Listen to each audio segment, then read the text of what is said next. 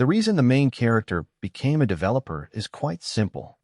It is because he thought it was a job where he could quietly work without talking much to people. A black-haired man is sitting on a chair, typing on his keyboard. His name is Kong Donggu, and he is known as Max in the company. While Max is working, someone calls, asking who she should speak to for workspace access. The girl has brown hair and a beautiful face, and she is sitting next to Max. She looks at Max's computer screen and tells him that she wants to check the code in advance too. She explains that she came early since it is her first time after transferring, but she has nothing special to do. Max looks at her box, thinking that if he were her, he would have organized his stuff first.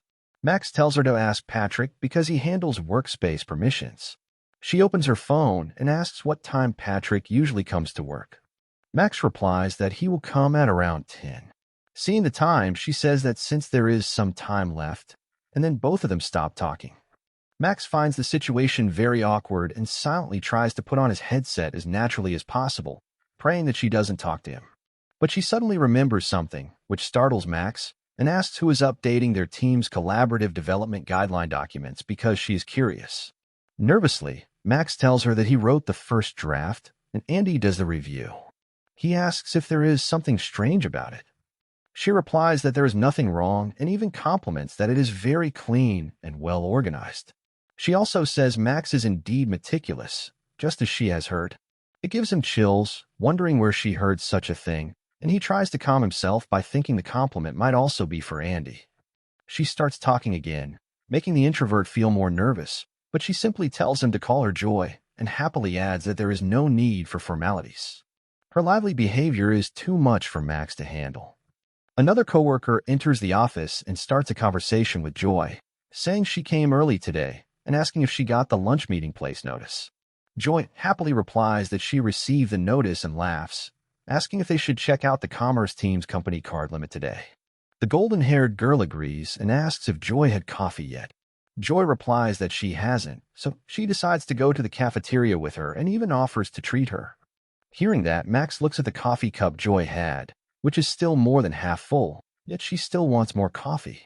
The extroverted Joy hesitates and calls Max, but he instantly turns her down, saying that he doesn't drink coffee and also has tasks to finish.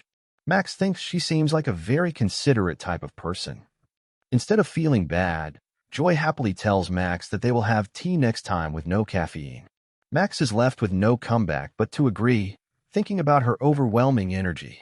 The scene then shifts to Joy and her coworker eating lunch and having fun conversations.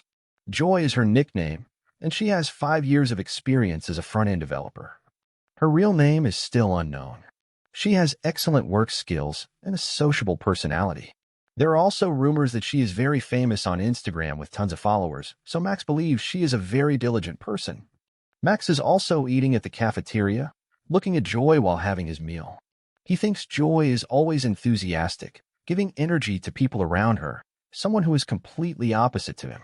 At the two-come place, the black-haired man says that since Max doesn't drink coffee, he can return to the office first while they take their time with coffee. Hearing that, the black-haired girl asks Max to reserve a meeting room for 1 p.m. if he is heading back to the office. Max agrees without refusing and goes back to the office building. In the elevator, he thinks about how they sent him back to have him do their work, even though every place has decaf these days, though Max was not planning to join them anyway. Then Max unpacks his candy and eats it, thinking about how she asked someone from another department to reserve a meeting room, and how she even said she should have dumped those errands on her junior instead. Max complains that no one in the company has any consideration. The lift reaches the 10th floor, displaying the company logo. Max walks forward, thinking that next month will mark exactly 1 year since he joined, which means he will be eligible for severance pay. He starts considering preparing to switch jobs. He notices Joy's laptop on her desk, left with the screen still on. Max peeks at her laptop and sees a job search site open there. He wonders if she is reckless because she is exposing everything, from document submission to second-round interviews, making it obvious to anyone that she is preparing to switch jobs. Max finds it very unsettling, especially when he recalls the moment she invited him to have tea next time together. He finds it frightening because she said that to his face while secretly job hunting, and she is doing this on her very first day of joining the team. Max starts walking around the table, thinking that employees are full of hypocrisy, and that he can't trust them anymore. He suddenly stops, wondering if leaving the laptop openly displayed like this was careless, or if Joy is simply fearless. He worries that if the screen stays open, someone else might see it. Thinking about that, Max circles around the table and notices co-workers whispering to each other, pointing out that he is from the commerce team and asking why he is walking around. Another co-worker tells her not to look at him and to just keep moving. This makes Max very angry, and he throws his candy onto Joy's desk, deciding that he doesn't care anymore. He thinks it's none of his business if people secretly look for jobs at work or not. Max sits at his chair, convincing himself again that it really isn't his concern. But then he remembers Joy, who left him no choice. After some time, Joy comes running back to her desk and sees that her laptop lid is closed. She looks very exhausted and glances at Max, who is dozing off in his chair. A black-haired coworker asks Joy why she had left in such a rush earlier. Joy replies casually that it was nothing important. Suddenly, Max's alarm rings, waking him up, though he still feels sleepy. He thinks that if he had eaten alone, he could have napped for at least 40 minutes. As he wakes, Joy hands him a coffee, saying it is for him. Max doesn't understand why she is giving him coffee, but he accepts it and thanks her. Looking at the cup, he notices it is decaf and wonders if she had been concerned about him earlier. The thought makes Max believe Joy is actually thoughtful, but at the same time, he becomes nervous and starts sweating under her gaze. Max glances at her, wondering if she realized he covered for her. He panics internally, debating whether he should just admit the truth, that it looked like she was about to get caught, so he closed the laptop lid for her. But then he thinks that if he says that, he will just look like some weirdo. He worries, thinking he only acted out of consideration, and reminds himself that she never asked for help. He also fears she might confront him for touching her things without permission. After all, he was meddling. Max becomes very anxious, regretting his decision and thinking he should have just pretended he didn't see anything. Meanwhile, Joy keeps looking at him, then suddenly smiles and compliments his eye mask, saying it looks very cute. She asks where he bought it and whether he can share the link with her. Max is shocked but relieved, quickly telling her that he will send it to her on Messenger. Just a moment ago, he felt like he was losing his mind. After that, Joy starts working again and notices the candy near her mousepad. Up until this point, Max had absolutely no idea how drastically his office life was about to change. Joy picks up the candy, wondering who placed it there. The reason Max goes to work early is simple. It's because he can leave early that way.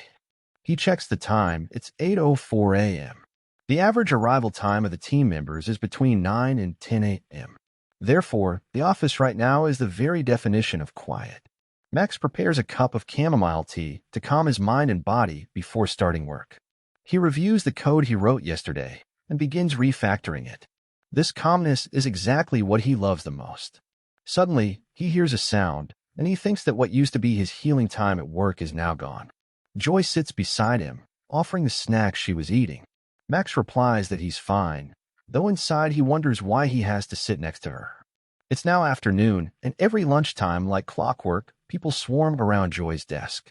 People chatter noisily, while Max mutters that he wants to take a nap, telling them to go to the break room or cafe if they want to chat.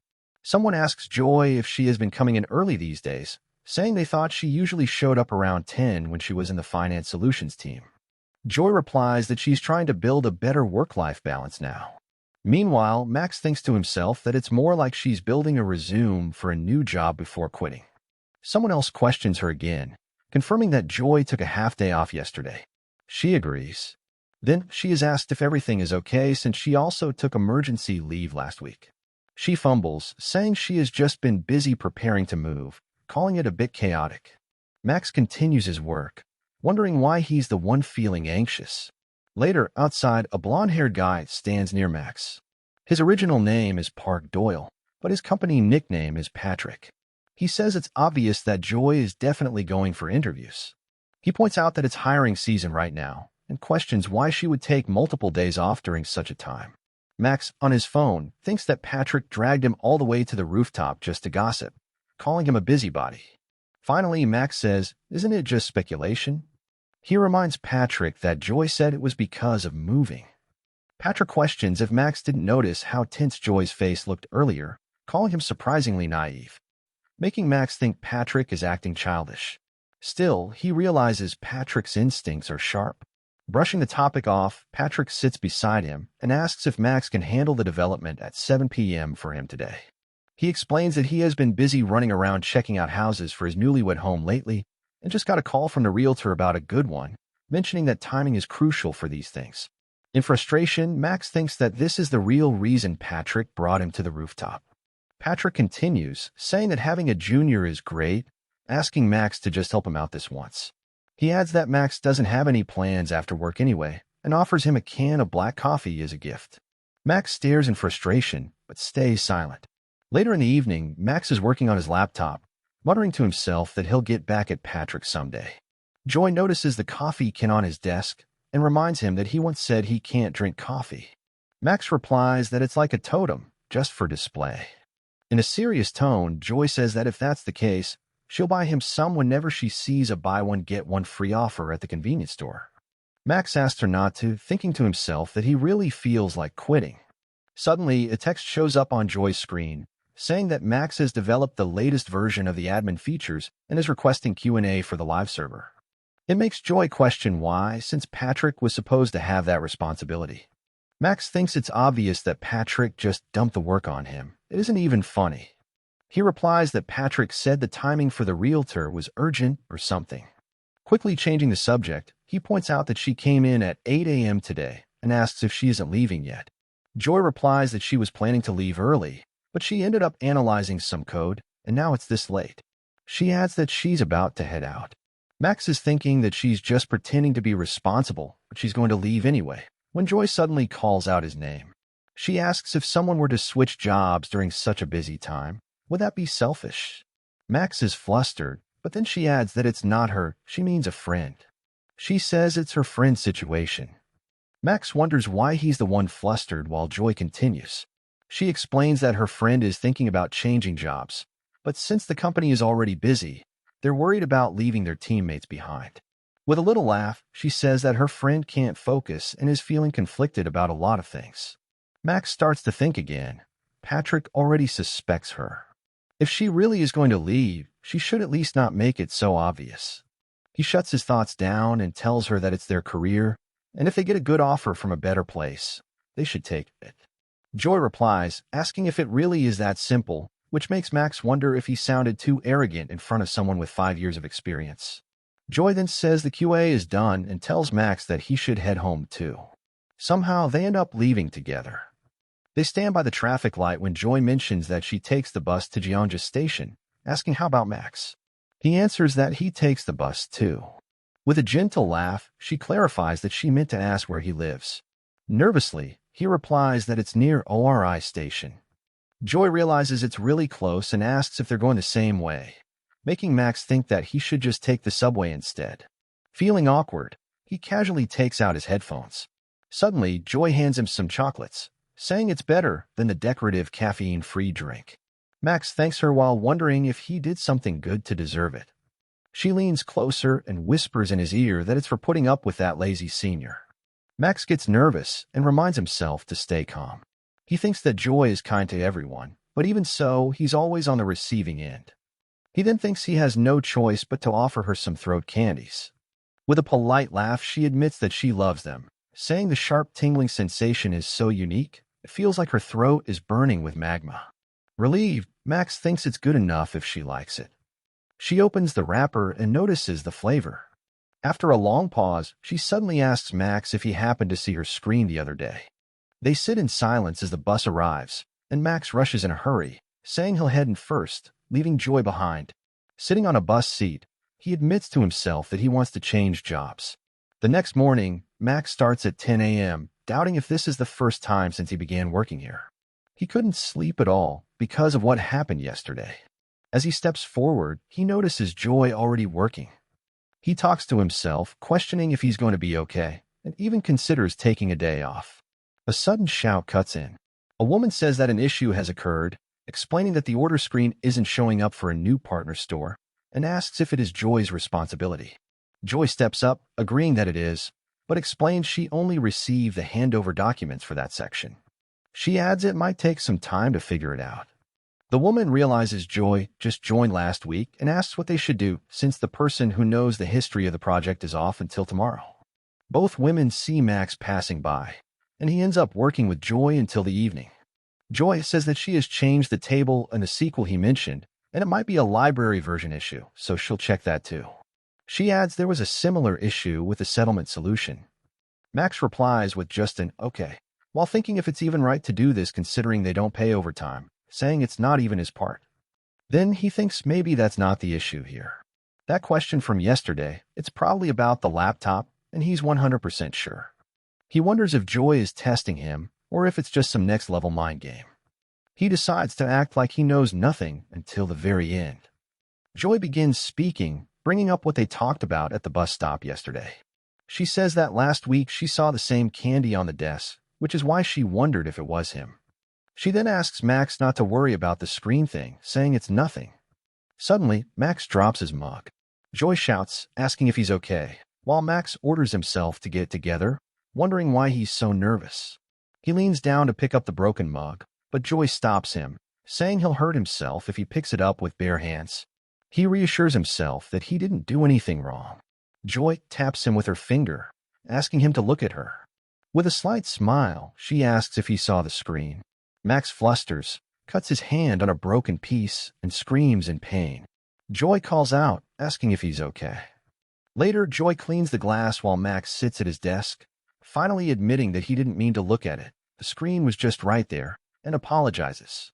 Joy says he has nothing to apologize for. While handing him a glass of water, she adds that if anything, she's grateful he cared enough to notice. Max thanks her and assures her that he hasn't told anyone about it. Joy sits in front of him, saying she understands and that she should be the one apologizing. She explains that everyone has been desperate for extra manpower, and they must finally feel a bit relieved, but here she is, secretly planning to leave from day one. She says she feels ashamed and embarrassed. Max tells her not to worry since everyone has their own circumstances. Meanwhile, he thinks to himself that he was planning his own escape route anyway. As she picks up the glass, Joy questions Max if he ever feels stuck. She explains that back when she was a junior, she worked overtime every single day. But after 3 years, she got the hang of it and became used to the process. Work became easier, but also unsettling. Her experience was building up, but her performance felt stagnant. She adds that she feels like it's time to take on something new, but sometimes she wonders if she's just gotten too comfortable. Taking a sip, she says she decided she shouldn't wait any longer and took this opportunity to try, and now she's been caught by Max. She then laughs awkwardly, asking if that was too much information without him even asking. Sometimes the outside world you've never experienced can feel scarier than the familiar struggles you're used to. Max thinks that he always dreams of quitting and changing jobs, but for him, it's always just talk. He finally speaks up and says that it's impressive. People often say it. Developers are lifelong learners. He admits that he actually admires that about Joy, saying her refusal to settle is admirable. He continues, saying that at the end of the day, no company is responsible for their lives, so it's okay to think about yourself right now. He asks Joy if she agrees. She stares at him, making him doubt whether he talked too much.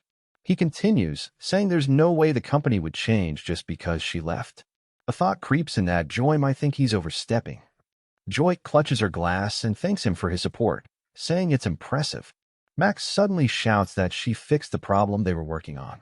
When asked how he did it, he explains that it was a library version issue. He says that when she mentioned it earlier, it stuck in his mind, so he checked, and that was the cause. Max then asks if they can go home now, mentioning that he has requested a Q&A, and tomorrow he'll check other library issues as well. Joy smiles and asks Max if they should start a job change study group together. Max stares at her, wondering what she is saying. Joy walks by the lounge, realizing he pulled 2 all-nighters in a row. Max thinks about what Joy said yesterday about the job change study group and searches online for how to politely turn someone down. He's reading when someone calls out to him, asking if he's busy.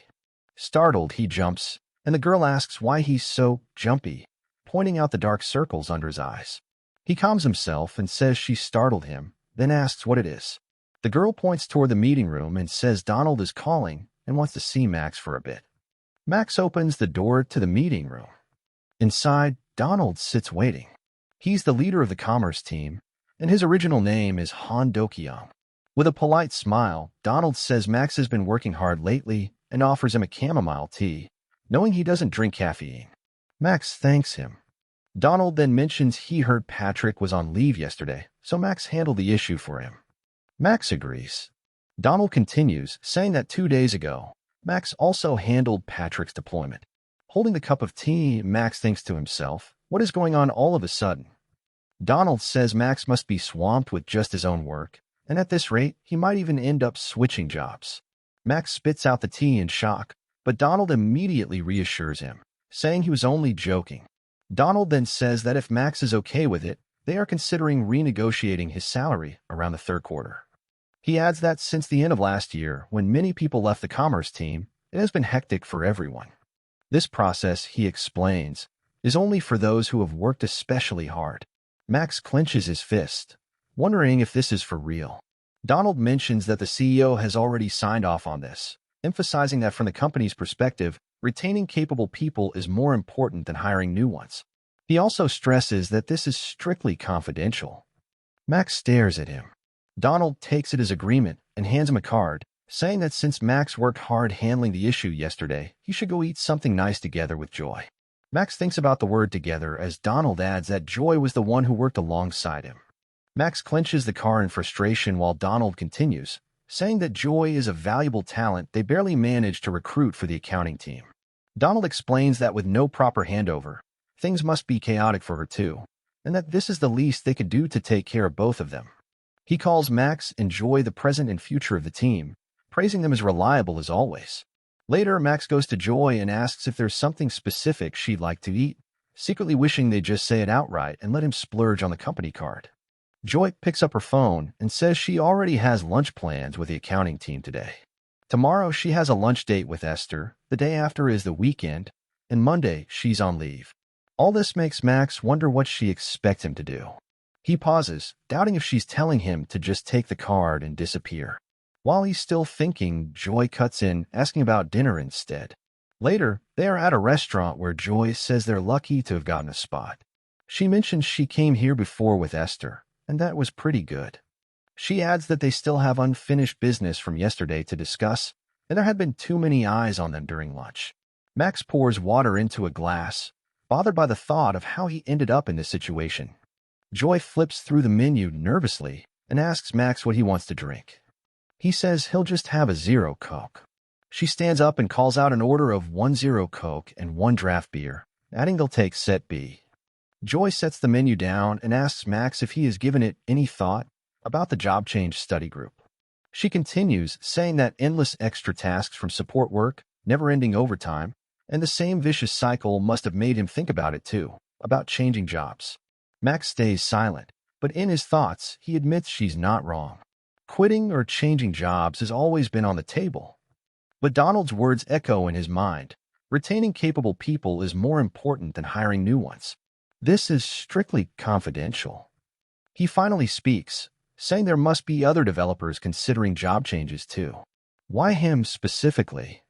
He's curious about the reason, wondering why she chose him. She answers with a bright smile, saying it's because he's the complete opposite of her, leaving him awkwardly speechless.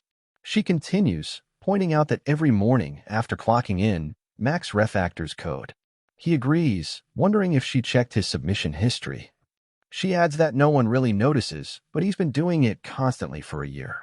She says she thought he must actually enjoy refining things into perfect code. She points out that even the comments he leaves in the code are clear, so anyone reading them for the first time can immediately understand. His code, she says, reflects his kindness.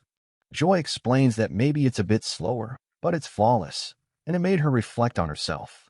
That's why it's him. She admits she admires that strength in Max. He stays silent, but memories flash, people telling him to stop refactoring deployed code and help the team instead, others saying to take it easy because no one appreciates his effort anyway. As he mutters strength, full of emotion, Joy says there's one more thing, another reason why it's him. When he asks what now, with a little laugh, she explains she doesn't think he'd ever cross the line. Max asks what she means. She hesitates before speaking and asks Max not to take it the wrong way. She explains that sometimes in clubs and study groups, there are men with ulterior motives. She says she doesn't believe he is like that. Max sips his drink and asks what she's talking about.